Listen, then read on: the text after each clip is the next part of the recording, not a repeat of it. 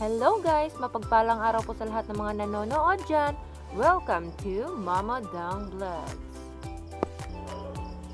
For today's video nga pala ay magpapastol po ako ng kambing.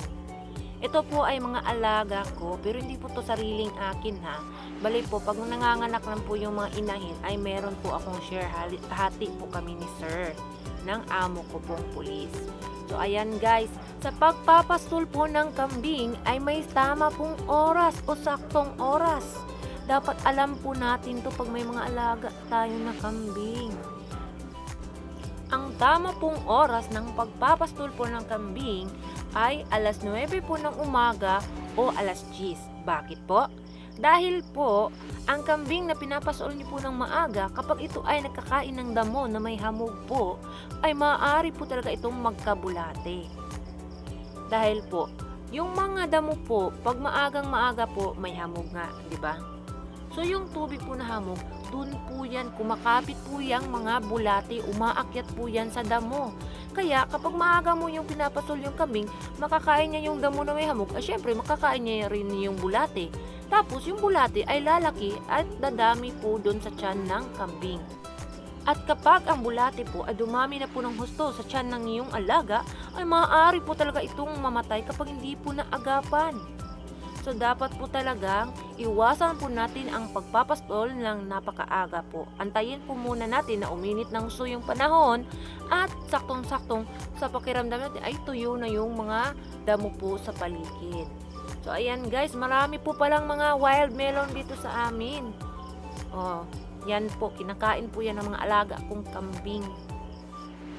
So ayan, papunta na sila doon sa may marami pong mga puno po ng kamanchilis kasi favorite po nilang kainin is dahon po ng kamanchilis. Hindi po sila nagsasawa dyan.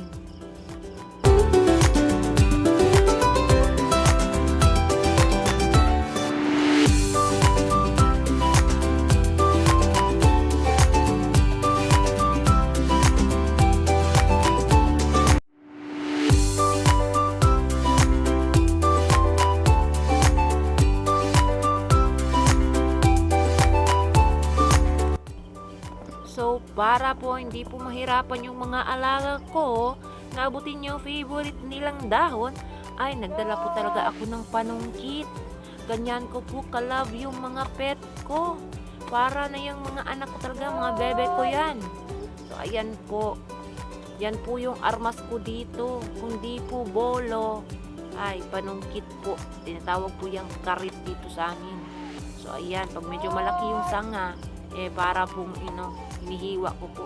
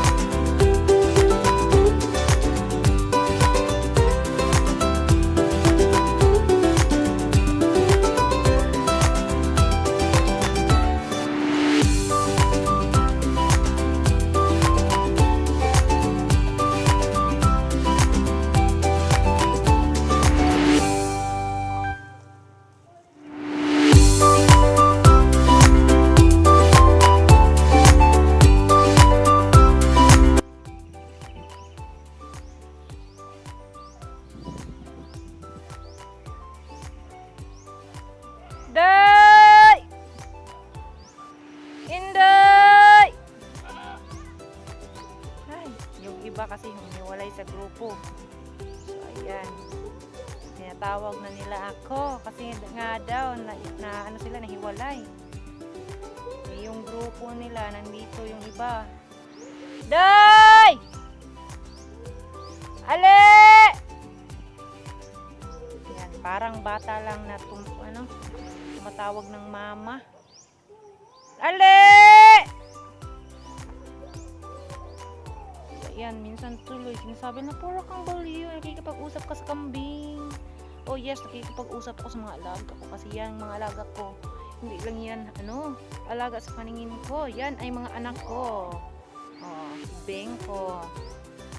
Si Beng, si Ganda. Meron akong Tommy, meron akong Toro, meron ako si Dakmat, si Tangkad, si Dudong, si Bulaw, si Brownie, merong Dottie.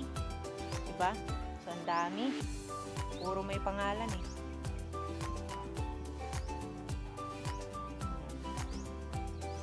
Tawagin ko muna yung iba. Yan.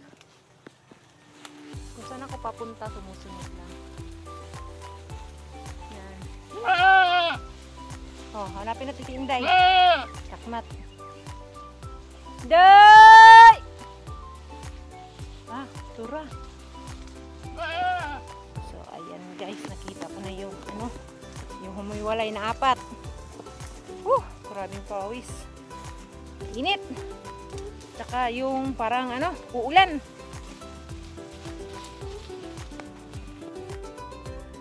Ayan, kain muna sila.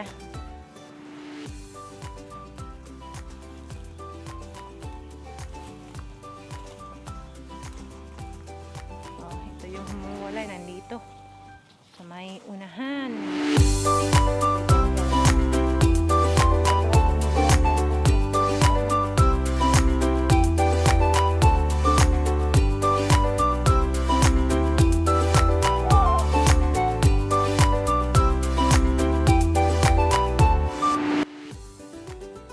Bakit kayo humiwalay? Tigas talaga ng ulo ng dakmat na to. Ito pala yung leader. Leader din sa katigasan ng ulo. Yan, mga anak niya yan. Yan, 2, tsaka yung isa. Yung isa niyang anak is buntis na.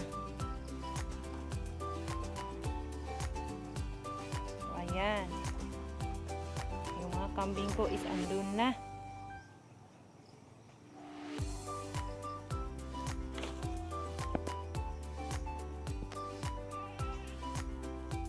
O, diba? Napakalawak ng area dito na pwede mo pastulan ng kambing. Dry area ng lolo ko. Balik kapatid talaga ng lola ko, bunsong kapatid nila. Meron din kay Uncle Sander yan, sa uncle ko. Ang cute. They're so cute, cute. Iwan ko na lang talaga pag nakakita ako ng kambing. Ang sarap talagang anuhin. Parang teddy bear. 3 yung anak niya, oh. Oh, diba? 3. Caring yung buhayin yung 3. Oh. Sana all 3 yung anak ng kambing. Wow naman. Swerte ni Uncle Sander. Ang sarap talaga sa pakiramdam pag ganito yung hangin. Sarap dito sa probinsya. Preskong-presko yung hangin. Lalo na pag marami kang alaga. Ang sarap tignan pag dumadami pa ng husto. Yung enjoy lang yung life mo.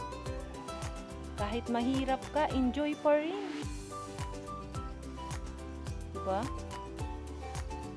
Huwag mo pilitin yung bagay na hindi mo kaya. Kahit mahirap ka, enjoy mo. Happy lang.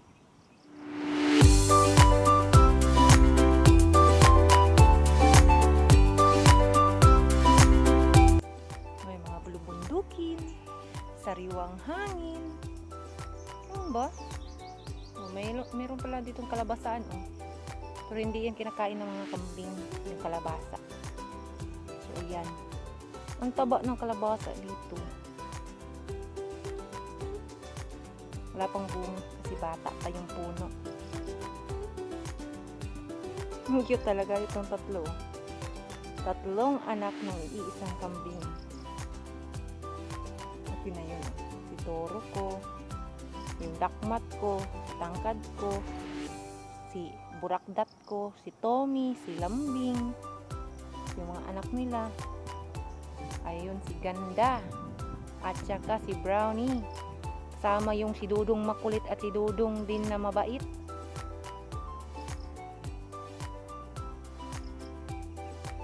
Ito nasa mga 1 week. Mahigit pa lang to ba? 2 weeks. 2 weeks ganyan. dapat ako ba 3 weeks. Yun yung pinakaano nitong tatlong na to, edad.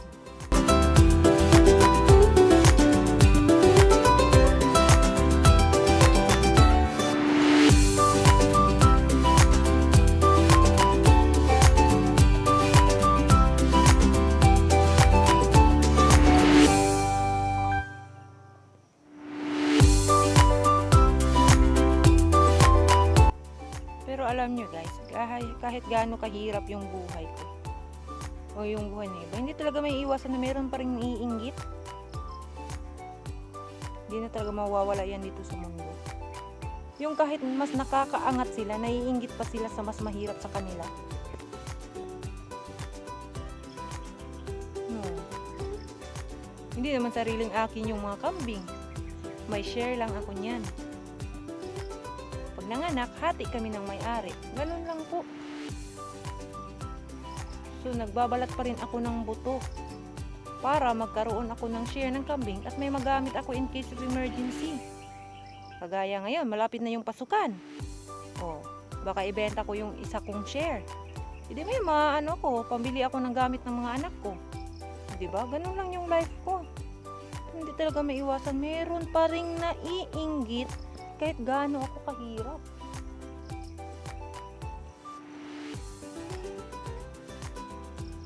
Yun, dati yung akin, si Dodong. Maraming nagsasabi, nananakit. Pero sa akin hindi malambing pa rin siya. Kahit nung maliit pa siya binili sa akin. Pag nakikilala niya pa rin ako. Dati kasi training ko. Pag nakikita kami, sinasabi ko, bless mama. Bless mama dang. Dodong! Hi Dodong ko! Hi Dodong ko! O, diba? Nakikinig siya. Pupunta yan dito. Kasi tinatawag ko siya. Dodong ko! Hi! Namamadang! Hi Dodong ko! Kulot-kulot!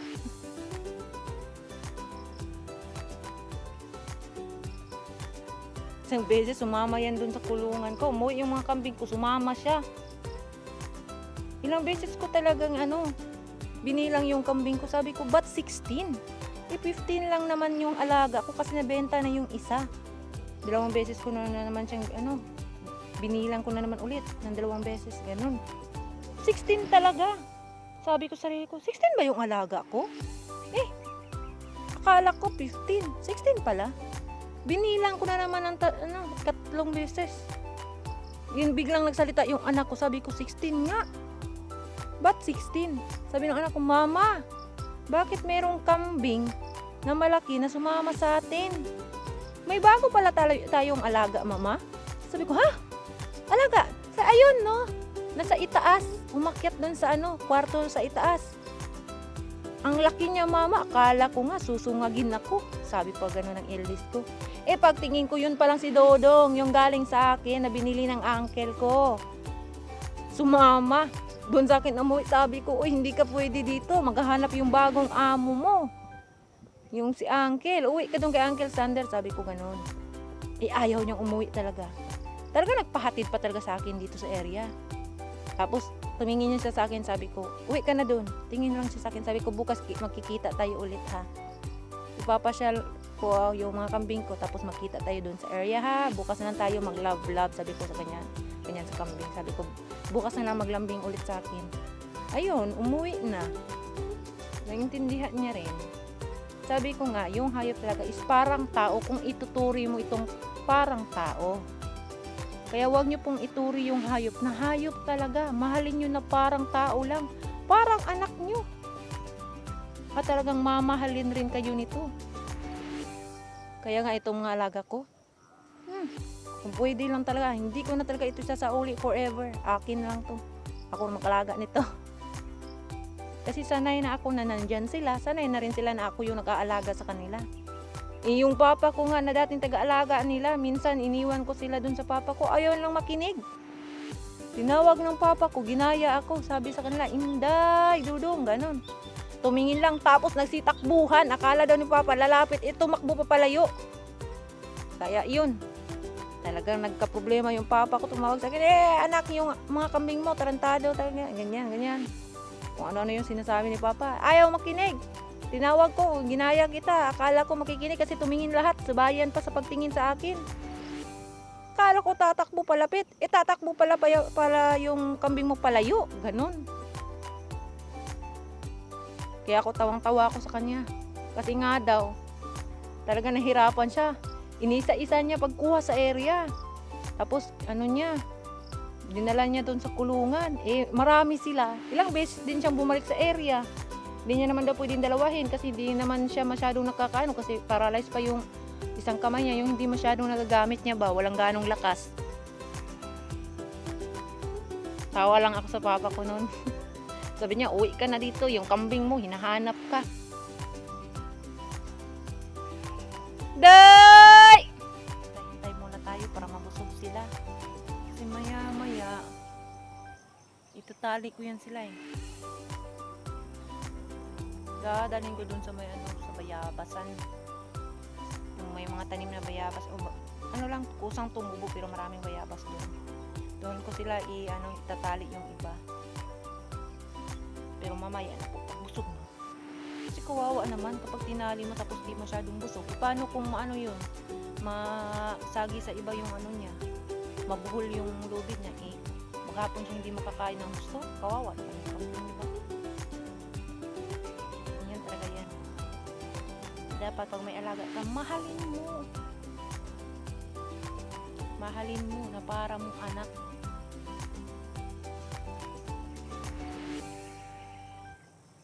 Tingin yung kambing ko sa akin kung saan ako banda.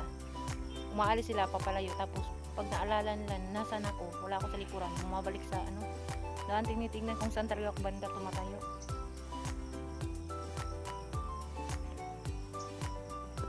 Kagaya nito. Yan, bumalik. Ayun na, bumalik na sila.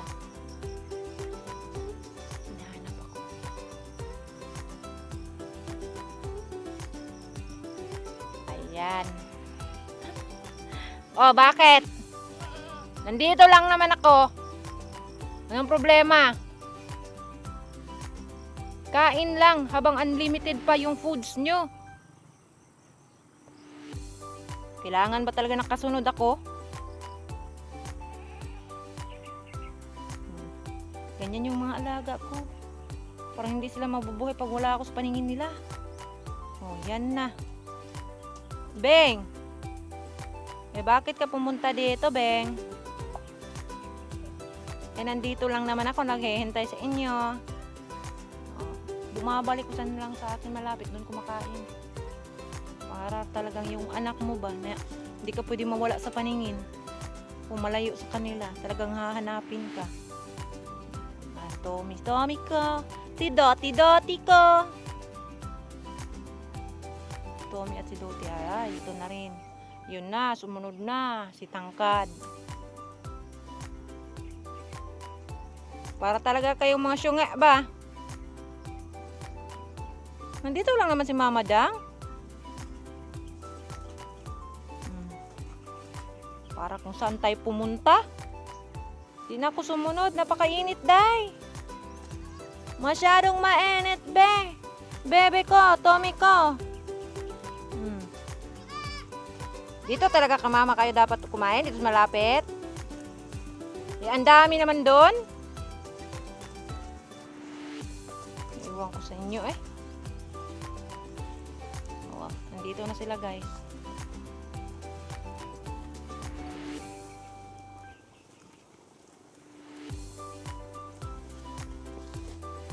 Toro, si Tumi, si Doti, si Dudong Law, si Tangkad, si Bang Kabang, si Ganda, si Lambing yung brown, light brown.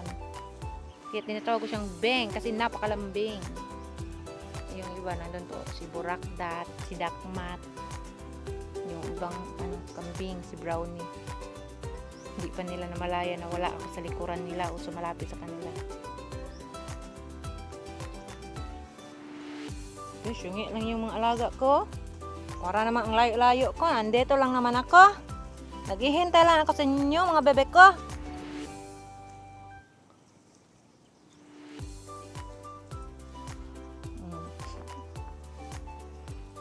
Oh, para kung saan ako pumunta. Oh.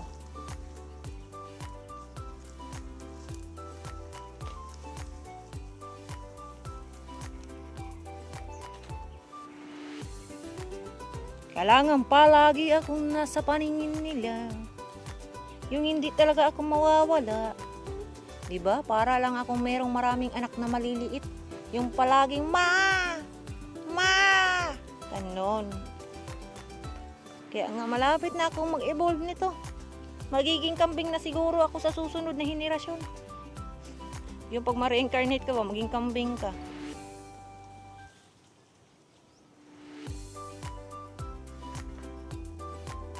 Kain na naman sila sa kabila.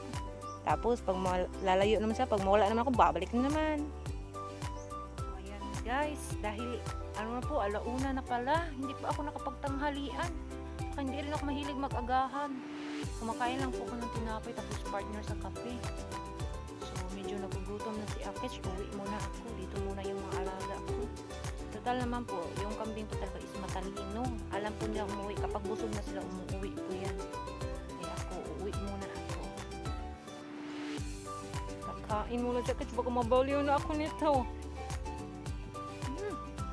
Diyos mio, paano nga pag mabaliw ako? So, bye-bye guys. Hanggang dito na lang guys ha. God bless dyan. Thank you for watching. Bye-bye.